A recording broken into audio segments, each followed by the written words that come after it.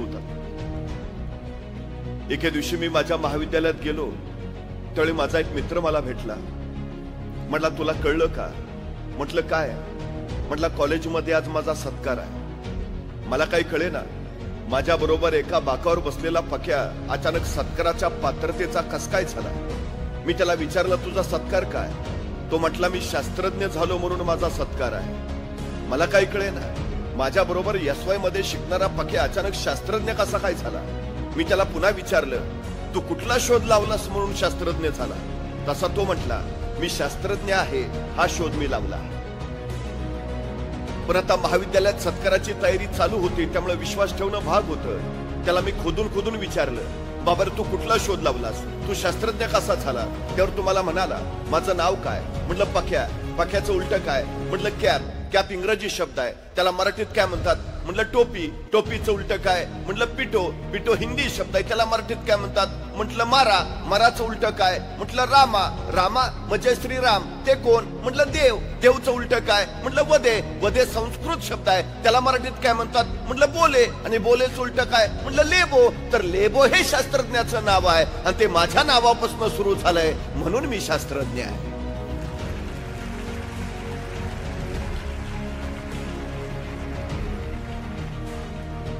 पण मित्रांनो, हाच पक्या आज प्रकाश सावंत या नावानं देशासाठी शास्त्रज्ञ म्हणून काम करतो आहे. ही माझ्या दृष्टीनं आनंदाची आणि अभिमानाची गोष्ट आहे. हेच वय असतं, हाच काळ असतो. याच काळामध्ये प्रेरणा पेरता येतात, याच काळामध्ये उर्मी भरता येतात, याच काळामध्ये मनगट मजबूत करता येतात, मन घडवता येतात. काहीतरी करू पाहण्याची, करून दाखवण्याची, घडवण्याची, घडू पाहण्याची जिद्द याच काळामध्ये पेरली जाते. आणि हेच विलक्षण कार्य जिजाऊ शैक्षणिक आणि सामाजिक संस्था करते, हे अत्यंत महत्वाचं आहे. मानवी व्यक्तिमत्वाचे संशोधक आणि जीवशास्त्रीय अभ्यासक असं सांगतात की नुकतंच जन्माला आलेलं एखादं नवजात बाळ तुम्ही आम्हाला आणून द्या आणि त्याला काय बनवायचंय ते सांगा, आम्ही त्याला ते बनवून देतो. हवं ते बनवता येतं, हवं ते घडवता येतं. तुम्हाला डॉक्टर बनायचंय, बनू शकता. इंजिनियर बनायचंय, बनू शकता. शास्त्रज्ञ बनायचंय, बनू शकता. अभिनेता बनायचंय, बनू शकता. क्रिकेटपटू, नाटककार, जे हवं ते. ओल्या मातीच्या गोळ्याला जर हवा तसा आकार देता येत असेल तर जिवंत हाडा मांसाच्या गोळ्याला सुद्धा हवा तसा आकार देता येतो. फक्त माती ओली हवी आणि वय संस्कार क्षम हवं. योग्य वेळी जर योग्य ते मिळालं तर माणसं हवी तशी घडवता येतात. हा या निसर्गाचा सगळ्यात मोठा सिद्धांत आहे. मी निलेशजी समोर यांचं कौतुक यासाठी करतो की आपण या विद्यार्थ्यांना योग्य वेळी योग्य ते देत आहात. हे सगळ्यात आणि सगळ्यात महत्वाचं.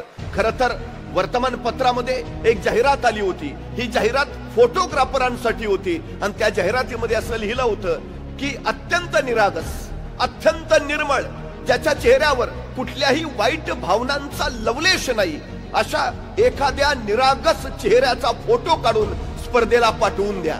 एक फोटोग्राफर विचार करत बसला, निरागस चेहरा, निर्मळ चेहरा, ज्याच्या चेहऱ्यावर वाईट भाव नाही असा चेहरा, अरे शोधायचा कुठलं? सगळी माणसांचे चेहरे बघितले तर विस्कटलेले, खुनशी, क्रूर, दुसऱ्याचं वाईट चिंतणारे. अशा या काळात अत्यंत निरागस चेहरा आपल्याला मिळणार कुठून? त्या फोटोग्राफरने विचार केला आणि काही लक्षात आल्यावर त्यानं समजलं की नुकतंच जन्माला आलेलं एखादं नवजात बाळ असेल, निरागस असतं, निर्मळ असतं, त्याच्या चेहऱ्यावर वाईट भावनांचा लवलेशही नसतो. अशा नुकत्याच जन्माला आलेल्या निरागस बाळाचा फोटो काढून स्पर्धेला पाठवूया. त्या फोटोग्राफरनं अशा मुलाचा फोटो काढला, स्पर्धेला पाठवला, त्याला पहिल्या क्रमांकाचं बक्षीस मिळालं. या घटनेनंतर 25 वर्ष उलटली. 25 वर्षानंतर वृत्तपत्रामध्ये पुन्हा एक जाहिरात आली की अत्यंत क्रूर, अत्यंत हिंस्त्र, ज्याच्या चेहऱ्यावर फक्त वाईट आणि वाईट भावनांचंच दर्शन घडतंय, अशा एखाद्या वाईट चेहऱ्याचा फोटो काढून स्पर्धेला पाठवा. तो परत विचार करायला लागला, हल्ली माणसं चेहऱ्यावर मुखवटे घालून फिरतात, आतून किती का वाईट असे ना पण चेहऱ्यावर सगळं चांगलंच दाखवतात. अशा दुनियेमध्ये वाईट चेहरा शोधायचा कुठून, आणायचा कुठून, क्रूर कुठं भेटायचा? बराच वेळ विचार केल्यानंतर त्याच्या लक्षात आलं, एखाद्या तुरुंगात एखादा खुनी कैदी असेल, त्याचा चेहरा क्रूर असेल, वाईट असेल, खुनशी असेल, अशा एका कैद्याचा फोटो काढून स्पर्धेला पाठवूया. तो तुरुंगात गेला, अशा एका खुनशी कैद्याचा फोटो त्यांनी काढला जो अत्यंत क्रूर होता आणि तो फोटो स्पर्धेला पाठवला. त्याच्या या फोटोलाही पहिल्या क्रमांकाचं बक्षीस मिळालं, रोख रुपये 1 लाख. ते बक्षीस मिळाल्यावर त्याला असं वाटलं की हे बक्षीस माझ्या एकट्याचं नाही. या बक्षिसामध्ये ज्या कैद्याचा आपण क्रूर म्हणून फोटो काढला त्याचाही वाटा आहे. या बक्षिसातली काही रक्कम आपण त्या तुरुंगातल्या कैद्याला नेऊन दिली पाहिजे. त्या फोटोग्राफरनं आपल्या बक्षिसातले 50,000 घेतले आणि तुरुंगात तो त्या कैद्याला भेटायला गेला. त्याला म्हणाला, तुझा फोटो काढून मला हे बक्षीस मिळालं, त्यातली ही निम्मी रक्कम याच्यावर तुझा अधिकार आहे, मी तुला द्यायला आलोय. त्यावेळी तो तुरुंगातला कैदी म्हणाला, 25 वर्षापूर्वी ज्यावेळी तू माझा अत्यंत निरागस निर्मळ म्हणून फोटो काढलास, त्यावेळी जर हे काम तू केलं असतंस तर त्याच निरागस बाळाचा आज अत्यंत क्रूर म्हणून फोटो काढायची वेळ तुझ्यावर आली नसती. त्याला त्या काळात जे हवं होतं ते मिळालं नाही. त्याच्यावर संस्कार करणारं कुणी भेटलं नाही. त्याला शिकवणारं कुणी आसपास दिसलं नाही. त्याला जगण्यासाठी पैशाची गरज होती, त्यावेळी त्याला कुशीत कुणी घेतलं नाही. आणि जगण्यासाठी जगण्याची लढाई करत संघर्ष करत तो चुकीच्या मार्गावर गेला, वाईट झाला, खुनी ठरला, कैदी झाला. तो कैदी सांगतोय, मला योग्य वेळी जर योग्य ते मार्गदर्शन संस्कार जे हवं ते मिळालं असतं तर माझा आज तुरुंगात कैदी म्हणून फोटो काढायची वेळ तुझ्यावर आली नसती. समरे साहेब, आपण किती मोठं काम करतोय आपल्याला माहिती नाही. आपण फक्त मुलं शिक्षित करतात असं नव्हे, आपण समाज घडवत आहात. या मुलांच्या वाट्याला योग्य वेळी योग्य ते देत आहात. जी यातली मुलं कुणी कलेक्टर होईल, कुणी पोलीस प्रमुख होतील, कुणी तहसीलदार होतील, कुणी डॉक्टर होतील, कुणी इंजिनियर होतील, हे जसं आज आम्ही अभिमानानं सांगू शकतो. कदाचित ज्या भागामध्ये तुम्ही काम करत आहात त्या भागामध्ये जर जिजाऊ शैक्षणिक सामाजिक संस्था नसती तर कदाचित त्याच भागातली काही पोरं तुम्हाला तुरुंगात दिसली असती आणि ती सांगत असते, जर आमच्या वाट्याला ही संस्था आली असती तर आज आम्ही असे घडले नसतो. समाजातलं हे सगळ्यात महत्वाचं कार्य आहे. सगळ्यात वेळ फार महत्वाची असते, फार महत्वाची. पण काही लोकांचा वेळ सरत नाही आणि काही लोकांना वेळ पुरत नाही. वेळ साठवता येत नाही, वेळ गोठवता येत नाही, वेळ वाचवता येत नाही, वेळ घड्याळ बंद करून थांबवताही येत नाही. तो त्याच्या गतीनं चालत राहतो. ज्याला वेळेचं मोल आणि महत्व कळालं, ज्यांनी क्षण पकडला, त्या क्षणाची ज्याला संधी करता आली, संधीचं ज्याला सोनं बनवता आलं, त्याला आयुष्य घडवता आलं, ही सगळ्यात मोठी वस्तुस्थिती आहे. आपल्या पोरांना पहिली गोष्ट जर समजावून सांगायची असेल तर त्याला त्याच्या आयुष्याचं मोल समजावून सांगा. त्याला त्याच्या आयुष्यातल्या प्रत्येक क्षणाचं वेळेचं महत्व समजावून सांगा. प्रत्येकाला सारखाच वेळ मिळतो असं नाही. निलेशजी समरेंनी प्रचंड मोठं वैभव उभा केलंय, हा मग करणारच, त्यांना दिवसाचे 48 तास मिळतात. आपण सामान्य माणसं, आपल्याला 24च तास असतात. नाही हो, ते मोठे झाले कारण त्यांना 48 तास, आम्ही मागं राहिलो कारण आम्हाला 24 तास नाही. प्रत्येकाला 24 तासच मिळतात. पण मिळालेल्या वेळेचा कोण कसा किती अचूक वापर करतो याच्यावर त्याचं यश ठरतं. ही सगळ्यात महत्वाची गोष्ट आहे. आमच्या मुलांना सांगा की तुझ्या वाट्याला आलेला प्रत्येक क्षण त्याचा अचूक वापर तुला जगण्यासाठी करता आला पाहिजे, स्वतःला घडवण्यासाठी करता आला पाहिजे. 5 वर्षाचं महत्व जर तुम्हाला माहिती करून घ्यायचं असेल तर निवडणुकीत पराभूत झालेल्या एखाद्या उमेदवाराला विचारा, 5 वर्ष किती महत्वाची. तो सांगेल तुम्हाला 5 वर्षाचं महत्व. 1 वर्षाचं महत्व जर तुम्हाला माहिती करून घ्यायचं असेल तर नोकरीनं मिळालेल्या एखाद्या बेरोजगार युवकाला विचारा, 1 वर्ष किती महत्वाचं. तो महिन्याच्या पगाराचा आकडा काढेल, वर्षाचा हिशोब मांडेल आणि सांगेल माझं वर्षाचं एवढं नुकसान झालं. त्यावेळी कळेल आम्हाला 1 वर्ष किती महत्वाचं. 1 महिन्याचं महत्व जर तुम्हाला माहिती करून घ्यायचं असेल तर मातृत्वाच्या वाटेवर असणाऱ्या एखाद्या स्त्रीला विचारा, 9 महिन्यातला 1 महिना सुद्धा किती महत्वाचा. मग कळेल आम्हाला 1 महिन्याचं महत्व. 1 आठवड्याचं महत्व जर तुम्हाला माहिती करून घ्यायचं असेल तर एखाद्या साप्ताहिकाच्या संपादकाला विचारा, 1 आठवडा किती महत्वाचा. तो सांगेल तुम्हाला 1 आठवड्याचं महत्व. 1 दिवसाचं महत्व जर तुम्हाला माहिती करून घ्यायचं असेल तर मजुरीनं मिळालेल्या एखाद्या मजुराला विचारा, तो सांगेल मजुरी अभावी ज्यावेळी खोपट्यातली चूल पेटत नाही आणि चुलीतली आग ज्यावेळी पोटात पेटते त्यावेळी कळतं 1 दिवसाचं महत्व. 1 तासाचं महत्व जर तुम्हाला माहिती करून घ्यायचं असेल तर जगदेत्या अलेक्झांडरला जाऊन विचारा. जगाचा बादशाह होता, जगाचा सम्राट होता, पण मृत्यू शय्येवर पडला होता आणि आपल्या वैद्याकडे केविल वाणी प्रार्थना करत होता की फक्त एक एक एक तास मला जगवा, फक्त एक तास. त्या जगदेत्या अलेक्झांडरला जाऊन विचारा, एक तास किती महत्वाचा. एका मिनिटाचं महत्व जर तुम्हाला माहिती करून घ्यायचं असेल तर अमेरिकेच्या वर्ल्ड ट्रेड सेंटरवर ज्यावेळी विमान हल्ला झाला, तो विमान हल्ला होण्यापूर्वी त्या इमारतीतनं फक्त 1 मिनिट आधी सुरक्षित बाहेर पडलेल्या एखाद्या इस्माला विचारा, 1 मिनिट किती महत्वाचा. आणि एका सेकंदाचं महत्व जर तुम्हाला माहिती करून घ्यायचं असेल तर ऑलिम्पिक मध्ये फक्त एका सेकंदासाठी सुवर्ण पदक हुकलेल्या एखाद्या धावपटूला विचारा, 1 सेकंद किती महत्वाचा. अरे मग सेकंदा, मिनिटा, तासा, दिवसाचं मोल जर एवढं असेल तर आमच्या वाट्याला आलेल्या आयुष्याचं मोल किती, हे ज्या दिवशी आम्हाला कळेल त्या दिवशी आम्हाला जगणं आणि आमचं आयुष्यातलं भविष्य उमजेल. ही सगळ्यात आणि सगळ्यात महत्वाची गोष्ट आहे. सगळ्यात महत्वाची. आपलं ध्येय ठरवा, आताच ठरवा. जितक्या लवकर ठरवाल तितके अधिक उंचीवर जाल, जितका उशीर कराल तितके मागे मागे राहाल. पहिली गोष्ट पटकन निर्णय घ्या. आमची अडचण काय माहिती आहे? इंग्रजांनी 150 वर्ष आमच्यावर राज्य केलं. त्यांना मालक बनून राहायचं होतं, आम्हाला गुलाम बनवायचं होतं. म्हणून मॅकॅलोने जी शिक्षण पद्धती बनवली तीच मुळात गुलाम बनवणारी. या शिक्षण पद्धतीमध्ये निर्णय क्षमता नावाचा प्रकारच अस्तित्वात नाही. आमची मुलं निर्णय घेऊ शकत नाहीत. आमच्याकडे निर्णय कसा घ्यावा याचं नियोजन, शिक्षण दिलंच जात नाही. ही आमची सगळ्यात मोठी अडचण आहे, सगळ्यात मोठी. ही निर्णय क्षमता आमच्या पोरांच्या पेरायला सांगा. सगळ्यात महत्वाची गोष्ट, निर्णय क्षमता रुजवायला शिकवा. याचं कारण असं, जी माणसं पटकन निर्णय घेतात ती माणसं पटकन पुढे जातात. जी माणसं निर्णय घेण्यासाठी प्रचंड वेळ लावतात ती माग माग माग राहतात. हा सगळ्यात मोठा वस्तुपाठ आहे. पोरांना सांगा, निर्णय का नाही घेत, तर निर्णय चुकला तर याची भीती प्रत्येकाच्या मनात असते. यश आणि आपण यांच्यामध्ये फक्त भीती उभा असते, दुसरं कुणीही उभा नसतं. हे पहिलं लक्षात ठेवा. आणि भीतीवर विजय मिळवायचा एकच मार्ग आहे, तिच्यावर सरळ आक्रमण करा. बचावाचा सर्वोत्तम पर्याय आक्रमण, बस. दुसरा प्रकारच अस्तित्वात नाही. कसली भीती आहे? पण ही अडचण सुद्धा हल्ली काय आहे माहितीये? आमची लोक निर्णय का घेत नाहीत? भीती, सतत भीती. ही भीती कुठून येते? ही आमच्या मनात ठसवली जाते.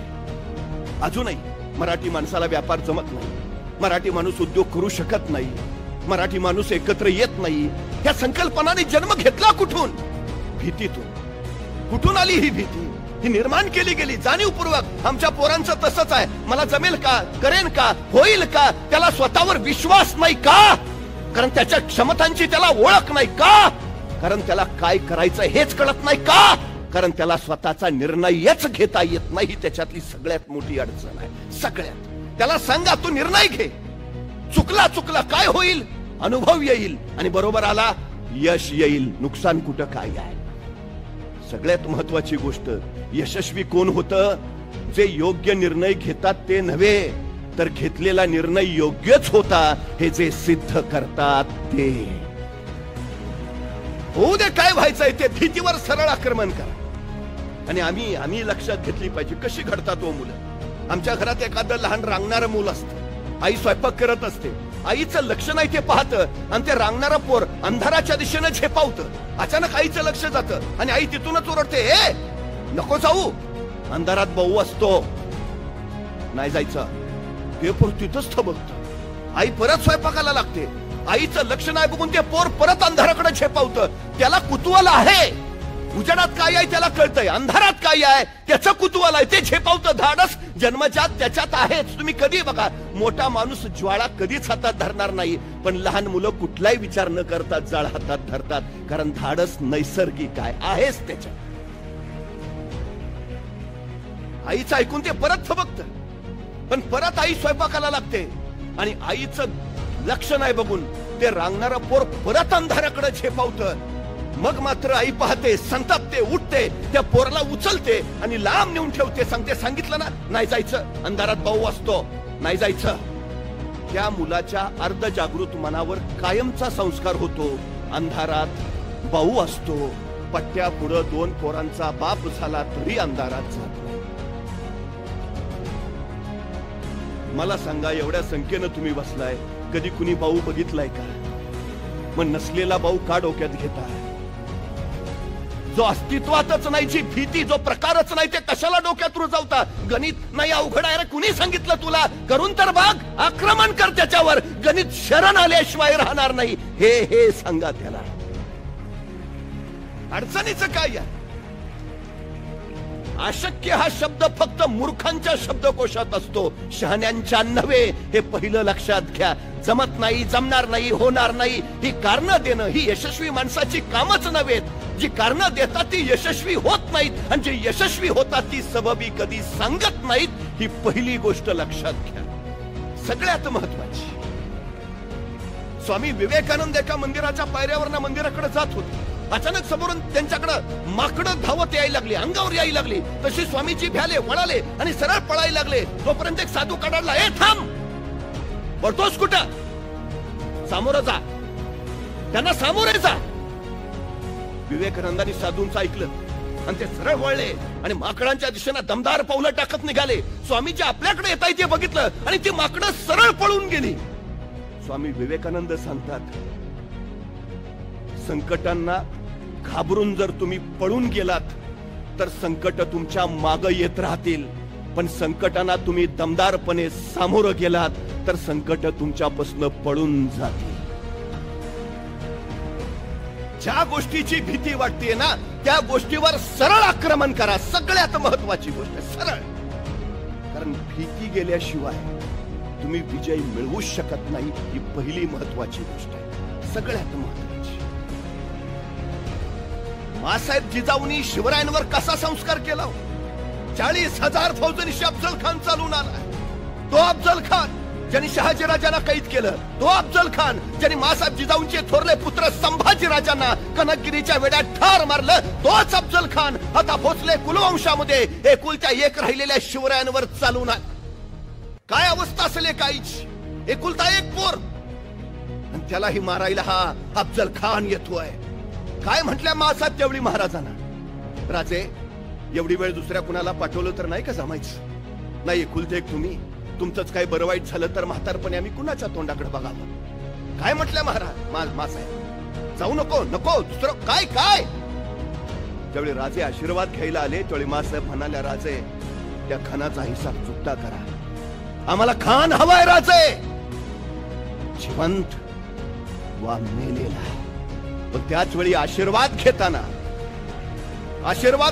राजे मासाहेबांना म्हणाले, मासाहेब खान बलाढ्य, यदा कदाचित खानाच्या तावडीतून आम्ही जिवंत परतच नाही आलो तर तशी ती सौदामिनी कडाडली. राजा नाहीच परत आला तर ही जिजाऊ समजून जाईल आम्ही पहिल्यापासूनच निपुत्रिक होतो म्हणून. मेलात तरी चालेल, जा.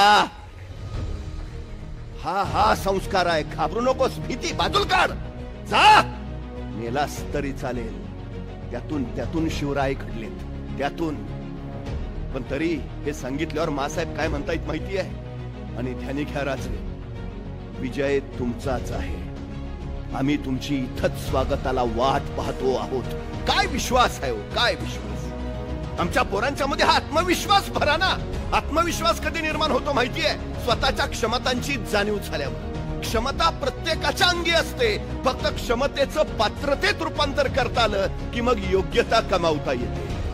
आमच्या पोरांना जाणीव करून द्या, त्याच्यात काय आहे, सगळं आहे त्याच्यात, काही नाही असं अजिबात नाही. हे पहिलं लक्षात घ्या, सगळं आमच्यात आहे. एक गोष्ट तुम्ही वारंवार ऐकली असेल, हत्तीचं पिल्लू माहूत त्याला लोखंडी सकळदंडाने बांधून ठेवतो. हे हत्तीचे पिल्लू सुटायचा प्रयत्न करतं, निसटायची कोशिश करतं, सगळी शक्ती लावतं, थकतं, दमतं, पण लोखंडी साखळदंड त्याला तोडता येत नाही. शेवटी ते थकून म्हणतं, साखळदंड तोडणं शक्यच नाही, आपण इथून निसटूच शकत नाही. तेच हत्तीचं पिलू पुढं बलाढ्य होतं, अफाट ताकदीचं होतं, मोठमोठाले वृक्ष स्वतःच्या सोंड्यानं उन्मळून टाकतं. पण या बलाढ्य हत्तीला माहूत कधीच साखळदंडाने बांधून ठेवत नाही. तुम्ही कधी मोठा हत्ती बघा, त्याच्या पायात साखळी फक्त सोडलेली असते, बांधलेली नसते. कुणीतरी माहूताला विचारतो, एवढा बलाढ्य हत्ती तुम्ही त्याला बांधून ठेवत नाही? तसा माहूत म्हणतो, मी त्याला बांधायची गरजच नाही, कारण हत्तीनं स्वतःला बांधून घेतलंय, आपण इथून निसटू शकत नाही. आमच्या पोरांचं होतं काय माहितीये? या जगात तुम्हाला बाहेरून कुणी बंधनं घालू शकत नाही. या जगात तुम्हाला बाहेरून कुणी मर्यादा घालू शकत नाही. या जगात बाहेरून तुम्हाला दुसरा कुणीही पराभूत करू शकत नाही. या जगात फक्त तुम्हीच तुम्हाला पराभूत करू शकता, हे पहिलं लक्षात ठेवा. या जगात दुसरं कुणी तुम्हाला विजयी करू शकत नाही. या जगात फक्त तुम्हीच तुम्हाला विजयी करू शकता, हे लक्षात ठेवा. बंधन नका घालू, मर्यादा घालूच नका. आपण हवं ते करू शकतो, हवं तसं करू शकतो, हवं ते घडवू शकतो. हा विश्वास एकदा उरात येऊ द्या. सगळ्यात महत्वाचं आहे ते सुरुवात करा, सुरुवात करा. जे काही करायचंय सुरुवात करा. रिंगाळत बसायचं नाही, पटकन पटकन निर्णय घ्यायचा आणि कामाला लागायचं. तुम्ही चंद्रयान मोहिमेबद्दल ऐकलंय. मला एका प्रश्नाचं उत्तर द्या. चंद्रावर पहिलं पाऊल कुणी ठेवलं? नील आर्मस्ट्रॉंग. पण खरंच नील आर्मस्ट्रॉंगच चंद्रावर पहिलं पाऊल ठेवणार होता का? याचं उत्तर आहे नाही. चंद्रावर पाऊल ठेवणार होता एडविन सी अल्डारिन. तो अपोलो यानाचा प्रमुख पायलट होता. तो अमेरिकेचा वैमानिक होता. स्पेस वॉकिंगचा त्याला अनुभव होता. तर नील आर्मस्ट्रॉंग त्याचा सहाय्यक पायलट. तो अमेरिकेचा नौसैनिक होता. त्याला स्पेस वॉकिंगचा अनुभव नव्हता. तो सहाय्यक म्हणून एडविन सी अल्डारिनच्या सोबत दिला होता. हे अपोलो यान ज्यावेळी चंद्रावर उतरलं त्यावेळी नासाच्या स्पेस सेंटरवरनं पहिला संदेश आला, पायलट फर्स्ट. आणि एडविन सी अल्डारिन पुढे झाला आणि चंद्रावर पाय ठेवणार तोच त्याच्या मनात विचारांचा गोंधळ सुरू झाला. मी चंद्रावर पाय ठेवला आणि मी तिथल्या गुरुत्वाकर्षणानं जळूनच गेलो तर, मी चंद्रावर पाय ठेवला आणि त्या वातावरणात मी भरकटलोच तर, मी चंद्रावर पाय ठेवला आणि मी कुठेतरी ओढलाच गेलो तर, तो त्या विचारातच होता. तोपर्यंत नासाच्या स्पेस सेंटरवरनं दुसरा संदेश आला, को पायलट नेक्स्ट. आणि नील आर्मस्ट्रॉंग पुढे झाला आणि कसलाही विचार न करता त्यांनी चंद्रावर पाय ठेवला. आणि चंद्रावर पाय ठेवणारा पहिला मानव म्हणून नील आर्मस्ट्रॉंग अजरामर झाला. एडविन सी अल्डारिन मध्ये सगळ्या क्षमता होत्या, सगळी कौशल्य होती, सगळं सामर्थ्य होतं, त्याचा सगळा अभ्यास होता. पण फक्त तो योग्य वेळी निर्णय घेऊ शकला नाही आणि म्हणून तो मागे राहिला आणि पटकन निर्णय घेतला म्हणून नील आर्मस्ट्रॉंग अजरामर झाला. सगळ्यात महत्वाची गोष्ट, उरात आत्मविश्वास असेल तर पोरं रेंगाळत नाहीत, पटकन निर्णय घेतात आणि कामाला लागतात. पटकन निर्णय घ्यायला शिकवा. सगळ्यात महत्वाची गोष्ट आहे ती. आणि एकदा निर्णय घेतला की सुरुवात करा, मग मागं पुढे बघायची गरज नाही. सरळ सुरुवात. काही लोक निर्णय घेतात पण सुरुवातच करत नाहीत. सगळ्यात मोठी आमची अडचण आहे ती ही आहे, सगळ्यात मोठी. तुम्हाला माहिती आहे, जो पहिलं पाऊल उचलतो तोच पोचतो. 1000 मैलाचा प्रवास एका पावलानेच सुरू होतो. सुरुवात तर करायला हवी. एका टेकडीच्या पायथ्याशी एक सद्ग्रस्त उभा होता. वेळ मावळतीची, अंधार पडलेला. मी तिथे गेल्यावर त्याला विचारलं, का थांबलाय? तो म्हटला, नाही, डोंगरावर जायचं आहे. म्हटलं, जा ना मग. नाही, अंधार आहे ना. मग मी माझ्या हातातला कंदील त्याला दिला. म्हटलं, आता जा. आणि मी निघून आलो. दुसऱ्या दिवशी पहाटे त्या टेकडीवर मी पोहोचलो तर सद्ग्रस्त तिथंच. म्हटलं, अरे वा, जाऊन आला वाटतं. नाही, गेलोच नाही. म्हटलं, का? अंधार आहे ना. अरे मग कंदील दिला होता ना. हो, दिला होता ना, पण त्याचा उजेड फक्त माझ्या पायापुरताच पडतोय. मला किती लांब जायचं आहे. अरे भल्या माणसा, तू चालायला सुरुवात तर कर, उजेड आपोआप तुझ्या बरोबर येत जाईल. सांगा ना आमच्या पोरांनो, तू सुरुवात कर रे, बाकी काही अडचण नाही. सुरुवात कर पहिली, पटकन. काय होतं शिवाजी महाराजांकडे? ना सैन्य, ना सामर्थ्य, ना संपत्ती. रोहिणेश्वरावर, रायरेश्वरावर महाराजांनी स्वराज्याची शपथ घेतली. सुरुवात केली कामाला सैन्य नसताना. का महाराज म्हणले, नाही, जरा सैन्य वगैरे उभा करू आणि मग सुरुवात करू? नाही हो, काही नसताना, शून्यात नसताना सुरुवात. 1645 ला महाराजांनी राजगड घेतला. बेवसाऊ होता. आता बेवसाऊ आहे म्हणजे राजगड घेतल्यानंतर तो बांधून काढायला हवा. बरं, बांधून काढायचा म्हणजे पैसे हवेत, पैसे म्हणजे संपत्ती अफाट हवी. मग महाराज असं म्हटले, का आता तर आपल्याकडे पैसे नाहीत, मग कशाला राजगड घ्या, जरा फंड्स वगैरे गोळा करू आणि मग घेऊ राजगड. नाही, वाट नाही बघत बसले महाराज. सुरुवात केली. 1645 ला राजगड घेतलाच. 1646 ला त्यांनी तोरणा जिंकला आणि तोरण्याचं बांधकाम करताना महाराजांना सोन्याच्या मोहरांनी भरलेले 7 हंडे सापडले आणि त्या मिळालेल्या संपत्तीतनं महाराजांनी राजगड बांधून पूर्ण केला. महाराज सांगतायत, तुम्ही सुरुवात करा, जगदंबा आशीर्वाद घेऊन तुमच्या पाठीशी उभा असते. 1670 साली मोगल मराठा संघर्ष प्रचंड वाढलेला. औरंगजेबाचं सैन्य होतं 5 लाख आणि महाराजांची फौज अवघी 20,000. मग महाराज असं म्हटले, का त्यांचे 5 लाख, आपले 20,000, डिपॉझिट पण राहणार नाही, कशाला अर्ज भरा. नाही, संघर्षाला सुरुवात केली, पुढचं पुढं बघू काय व्हायचं ते. 1670 लाच महाराजांनी प्रबळगड जिंकला आणि या प्रबळगडाची पाहणी करायला महाराज पालखीत बसून प्रबळगडावर निघाले. पालखीत बसलेल्या महाराजांच्या शेल्याचं एक टोक पालखीच्या बाहेर लोंबकळत होतं. प्रबळगडाच्या एका मार्गावर जाताना महाराजांच्या शेल्याचं ते लोंबकळणारं टोक तिथल्या बोरीच्या झाडाच्या फांदीच्या काट्यात अडकलं आणि महाराजांना ताण बसला. तसे महाराज म्हणाले, पालखी थांबवा. पालखी थांबली आणि महाराज सोबत्यांना म्हणाले, हे बोरीचे झाड आम्हाला अडवते आहे. हे बोरीचे झाड आमच्या पुढे जाण्यावर आक्षेप घेते आहे. हे बोरीचे झाड आम्हाला काहीतरी सांगू पाहते आहे.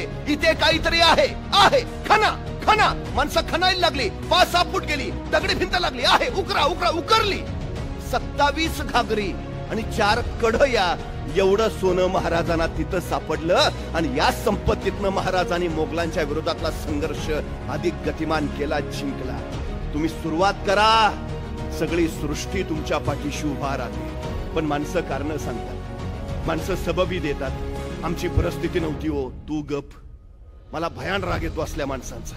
आमची परिस्थिती नव्हती हो. परिस्थिती माणसाला घडवती नाही आणि परिस्थिती माणसाला बिघडवती नाही. माणूसच परिस्थिती घडवतो आणि माणूसच परिस्थिती बिघडवतो. ही सगळ्यात मोठी वस्तुस्थिती आहे, सगळ्यात मोठी. नाही आम्ही गरीब आहे ना. अरे चांगला आहे ना, श्रीमंत व्हायला तुला मिळालेली सर्वोत्तम संधी आहे. नाही नाही, मला जरा बुद्धी कमी आहे. उत्तम विद्वान व्हायला तुला मिळालेली ही सर्वोत्तम संधी आहे. अरे स्वतःच्या कमतरताना कमीपणा समजू नका. कमतरतांचं बलस्थानात रूपांतर करा आणि त्या बलस्थानाच्या बळावर स्वतःच्या कर्तृत्वाचा ध्वज रोवा. हे यशाचं सगळ्यात महत्वाचं सूत्र आहे. परिस्थिती जर माणसाला अडवत असती तर रस्त्यावरच्या विजेच्या खांबाच्या दिव्याच्या प्रकाशात बसून अभ्यास करणारे डॉक्टर बाबासाहेब आंबेडकर या देशाच्या घटनेचे शिल्पकार झाले नसते. परिस्थिती तुम्हाला अडवत नाही, उलट प्रतिकूल परिस्थितीच तुमच्यातले उपजत गुण बाहेर काढते. चांगली परिस्थितीत उपजत गुण कधीच बाहेर येत नाहीत. ही सगळ्यात मोठी वस्तुस्थिती आहे. म्हणून तुम्ही बातम्या वाचल्या असतील, श्रीमंतांची पोरं नापास होतात आणि त्यांच्या घरात धुनीभांडी करणाऱ्या मोलकरणींची पोरं गुणवत्ता यादीत येतात. परिस्थिती, प्रतिकूल परिस्थिती उत्तम गुण बाहेर काढते. संकटांना संधी मानायला हवं, कारण संकट तुम्हाला अडवायला येत नाहीत. संकट तुमची उंची वाढवायला येतात. अडथळे तुम्हाला थांबवायला येत नाहीत. अडथळे तुमच्यातल्या क्षमता बाहेर काढतात. अडचणी तुम्हाला रोखायला येत नाहीत. अडचणी तुमच्यातली कौशल्य बाहेर काढतात. संकट, अडथळे, अडचणी स्वागत करायलाच हवं, कारण तीच तुम्हाला घडवतात. तुमच्यातनं मूर्ती घडायची आहे ना, मग घाव सोसा वेचला. ज्या दगडावर घाव बसताय त्यांना समजून जावं, आपल्यातून सुंदर मूर्ती घडायची आहे. म्हणून हे घाव वाट्याला येत आहेत. ज्या दगडावर घाव पडत नाहीत त्याच्यातून मूर्ती कधीच तयार होत नाही. ही सगळ्यात मोठी गोष्ट आहे, सगळ्यात मोठी.